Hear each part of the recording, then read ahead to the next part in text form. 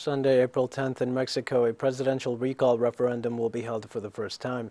This is possible after the reforms approved by the nation's Congress in 2019 and the fulfillment of the requirements by the social organizations that promoted it in 2021. Our correspondent Eduardo Martinez has the details on this process. Mexicans will be able to decide whether or not President Andrés Manuel Lopez Obrador should remain in office until 2024. I think it's very appropriate because if he does not give what he promised, we can vote for his dismissal.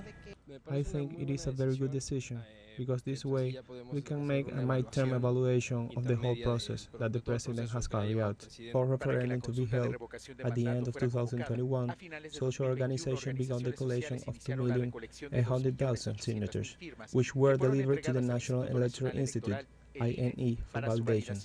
It was born precisely from the social movement where since the last 6 years here in Mexico it has been demanded over and over to have a tool of participatory democracy to be able to decide freely.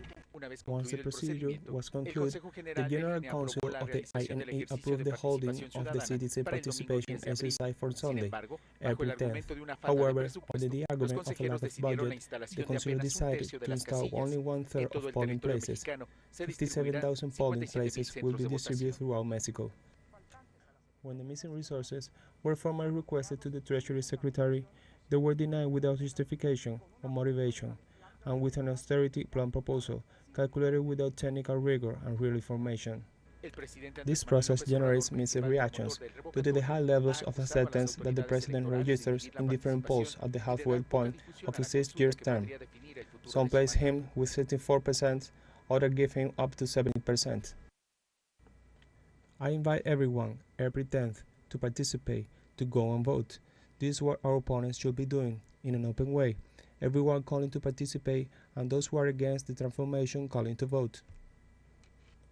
President Andrés Manuel Lopez Obrador, the main promoter of the recall, accused the electoral authorities of inhibiting participation and of giving little coverage to the consultation that could define the future of his mandate. If this recall exercise has existed, for example, in the 6-year term that began in 2000 and ended in 2012, when Felipe Calderón was in office, the people who have had for it to be done and the people who have voted, and the same will have happened with Enrique Peña Nieto and many other previous 6-year terms. The electoral roll is made up of almost 93 million Mexicans who will be able to cast their vote.